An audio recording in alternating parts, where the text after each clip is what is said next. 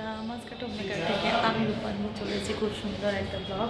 আমরা কাল রাতের ব্লগে তোমরা দেখেছো, আমরা চলে এসেছি প্রয়াগে। তো প্রয়াগে আজকে হোটেলে আছি। তো আজকে সেকেন্ড ডে প্রয়াগে।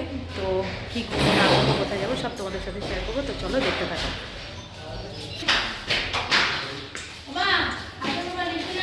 এখন আমরা নামছি হোটেল থেকে।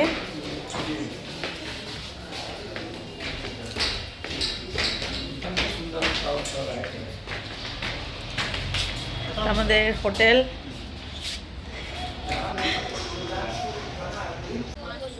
আমরা এখন আমাদের যাত্রা শুরু করছি। দেখো সবাই মিলে।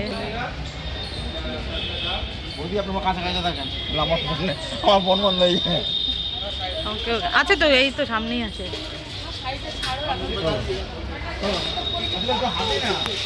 দেখো আমরা বেরিয়ে গেছি। ये क्या हो रहा है? क्या हो रहा है? লাড্ডু লাড্ডু।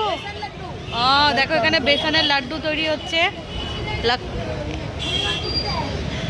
এখানে দেখো কত ফুলের, এখানে দেখো ফুলের দোকান আশেপাশে। আমি ফুলের দোকান হওয়ার একটাই কারণ, এখানে একটা খুব বড় হনুমান মন্দির এখানে রয়েছে। তো আমরা আমাদের এটা হচ্ছে সেকেন্ড ডে প্রয়াগে। তো আমরা সকালবেলা সকাল সকাল স্নান করে বেরিয়ে পড়েছিলাম যে সামনে কি দেখার আছে না আছে। তো সেটাই আমরা দেখতে বেরিয়ে গেলাম। তো বেরিয়ে আমরা দেখলাম সামনেই এত সুন্দর তোমার একটা হনুমান মন্দির। তারপরে তোমার ওই মন্দিরের ভেতরেই দেখো না তোমার এখানে এই কী বলে রাধাকৃষ্ণ সব কিছু মানে ঠাকুর এখানে স্থাপন করা আছে। হ্যাঁ, সব পুজো হচ্ছে। হনুমান মন্দির দেখো, এখানে বিশাল বড় একটা হনুমান মন্দির। তো ভাবলাম আগে ফুল নিয়ে লাড্ডু নিয়ে এখানে পুজো দিয়ে দিই। তারপর দেখলাম এখানে একটা ছোট্ট শিবলিঙ্গ রয়েছে। তো ওখানে তো হাজব্যান্ডকে বললাম যে তুমি মাথায় অন্ততপক্ষে জল ঢেলে এখানে একটু পুজো করো। তো ওরা আর আমার হাজব্যান্ড মিলে ওরা দুজনেই এখানে শিব ঠাকুরের মাথায় জল ঢালছিল। আগে ওরা করে নিচ্ছিল, তারপর আমরা করছিলাম। আর আমি কিন্তু পুরোটা একটু ভয়েস ওভার দেওয়ার চেষ্টা করছি, কারণ পুরো মন্দিরে না গান হচ্ছিলো। তো এর জন্য তারপর দেখো এখানে অনেক জায়গায় আছে জল ঢালার জন্য, হয়তো অনেক সময় কিনতে লাগে করতে লাগে। তো এখানে বড়ো একটা ঠাকুরে জল রাখা ছিল, ওখান থেকে নিয়ে নিয়ে আর কি জল ঢালছিল। তারপর হাজব্যান্ডও একটু ঘন্টা বাঁচিয়ে তারপর যাই হোক আবার সেই হনুমান মন্দিরে এখানেই চলে এসেছে। দেখো খুব ভালো লাগছিলো, মানে এত ভালো লাগছিলো এখানে দাঁড়িয়ে পুজোটা দেখতে। যাই হোক খুব সুন্দরভাবে এই হনুমান মন্দিরে এখানে পুজোটা দেখছিলাম। আর আরেকটা জিনিস দেখলাম, প্রচুর আর কি এখানে সবাই তুলসীর মালা প্রদান করছিলো এই হনুমান মন্দিরে আর কি, হনুমানজিকে। তার বাইরে থেকে দেখো একটু মন্দিরটা তোমাদের সাথে শেয়ার করছি। মানে একদম আমরা যেখানে হোটেল নিয়েছি হোটেল থেকে একদম কাছে এই মন্দিরটা। আর চারদিকে দেখো বজরং সুইটস, মানে যেহেতু বজরংবলীর মন্দির, তো চারদিকে এখান থেকেই মিষ্টির দোকান আছে। এখান থেকে মিষ্টি নিয়ে ফুল নিয়ে তোমরা ঢুকে যেতে পারো। তারপর ওখান থেকে বেরিয়েই তার পাশেই আরেকটা কি রামেশ্বর বলে এখানে একটা মন্দির আছে। তো এটাও খুব সুন্দর। দেখো এখানে সবাই একটু আমরা এসে শিব ঠাকুরের রয়েছে, এখানে সবাই একটু ফটো সেশন করলাম মোটামুটি। তো এত সুন্দর লাগছিল। এটা আমাদের কাছে ফার্স্ট টাইম, তোমরা আগেই বলেছি যে এখানে আমরা প্রথমেই এসেছি, প্রয়াগে এসেছি কুম্ভ স্নানের জন্য। তো যেহেতু সেই দিন মৌনী অমাবস্যা ছিল, সন্ধেবেলায় অমাবস্যা লাগবে, তো দিনের বেলা আমরা কি করছিলাম চারপাশটা একটু ঘুরে নিচ্ছিলাম। তারপর দেখো এই মন্দিরে এইখান থেকে উঠে যেতে হবে, ওখানে চটি রেখে তারপর যেতে হবে।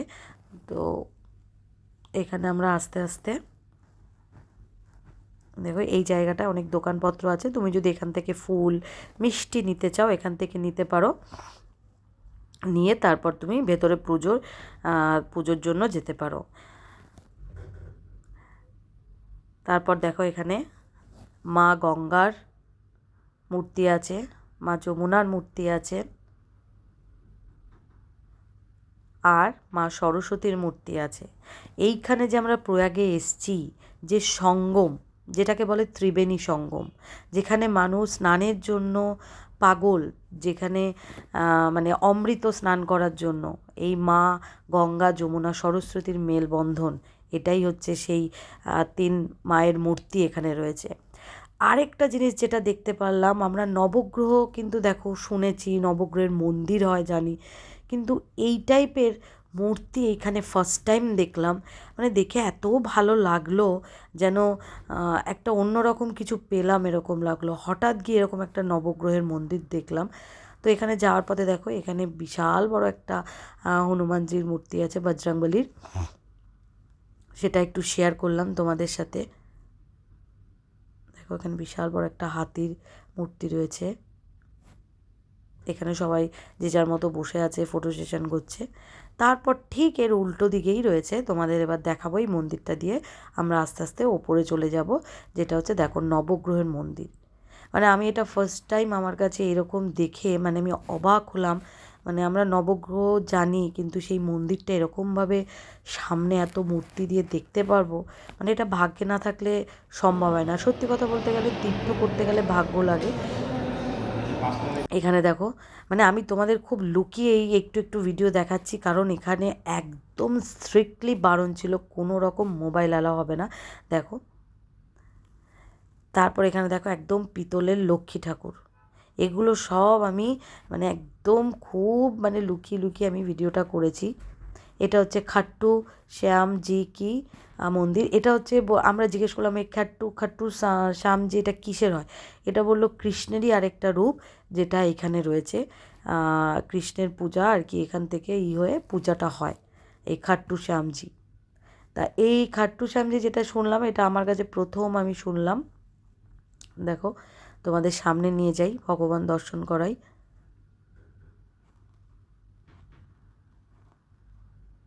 দেখতে পাচ্ছ ওখানে দেখো কৃষ্ণের ছবিও আছে, গণেশজি আছে।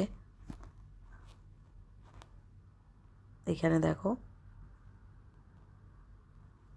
আমরা জিজ্ঞেস করলাম যে খাট্টু যে যে ভগবান কথা বলছে নাকি, তখন বলছে এই কৃষ্ণেরই আরেকটা রূপ এরকম আর কি ওরা বলল। এখানে দেখো আমরা যখন ঢুকেছি তখন এখানে আরতি শুরু হয়নি, আরতি আর কি একটু পরে শুরু হবে। তো তার আগে আমরা একটু ঠাকুর দর্শন করে নিচ্ছিলাম। মানে একই সঙ্গে মানে একটা জায়গাতেই এতগুলো ঠাকুর একই সঙ্গে এরমভাবে দেখতে পারবো। এখানে গণপতি বাপ্পা আছে, ভীষণ ভীষণ ভালো লাগলো। এখানে দেখো আরতি করছে, প্রত্যেকটা মন্দিরে এরকম আরতি হচ্ছে প্লাস গান হচ্ছে। তো আমি তো ভয়েস ওভার দেওয়ারই চেষ্টা করছি। দেখো এই যে এখানে আরতি হচ্ছে, এখানে শঙ্খ আরতি হচ্ছে, তোমরা জানো। এই যে দেখো পুরোহিত মশাই কি সুন্দর পুজো করছে। এই জিনিসগুলো ক্যাপচার না করলে তো এটা মানে দর্শনটা ফুলফিল হতো না, তাই ভাবলাম এগুলো তোমাদের সাথেও একটু শেয়ার করি।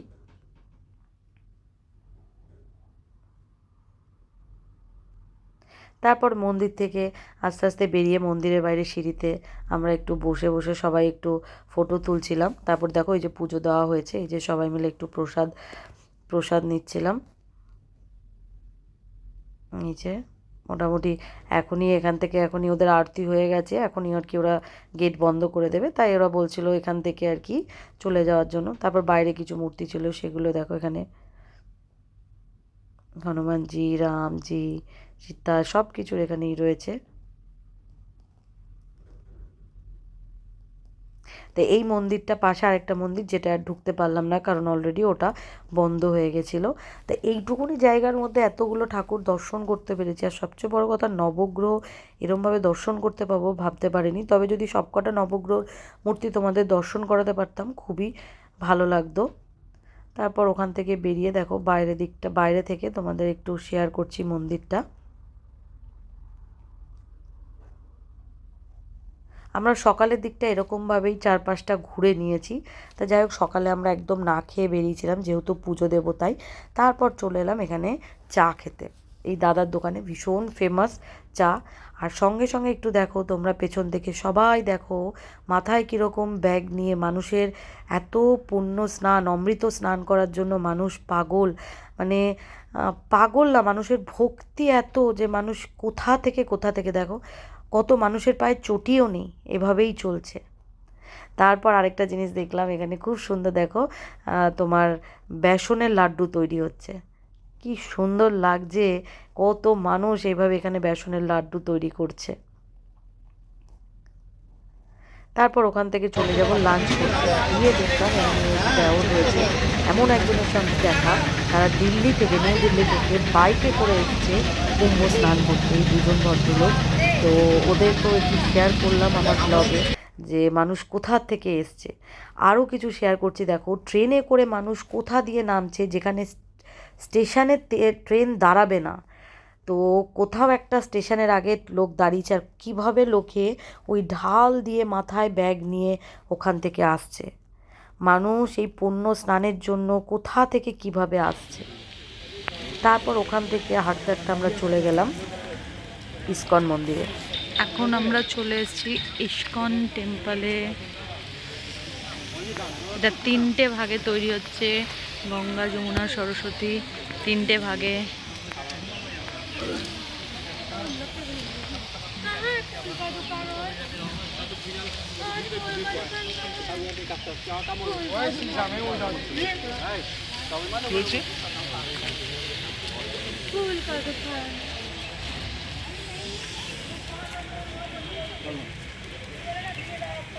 কোন সেকশানে কি হবে সেগুলো এখানে বোর্ডে মেনশন করা আছে। এটা নতুন করে রেনোভেট করে সুন্দরভাবে তৈরি করা হচ্ছে।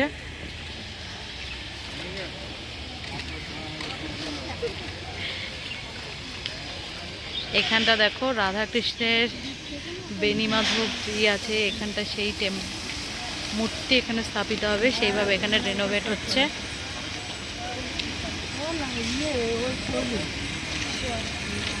এটা সরস্বতী আছে, এটা যমুনা,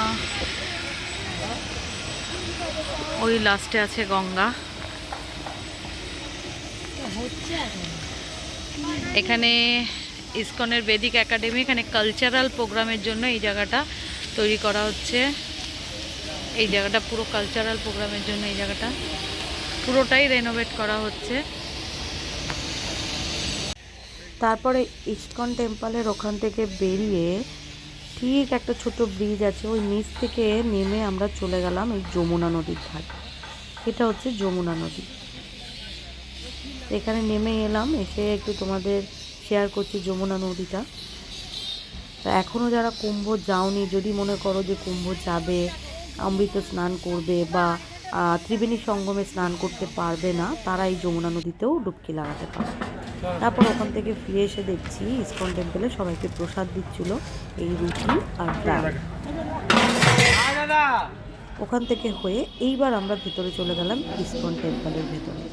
দেখো রাধাকৃষ্ণের এই মূর্তি অসাধারণ, চোখ যেন ফেরানো যাচ্ছে না, এত সুন্দর,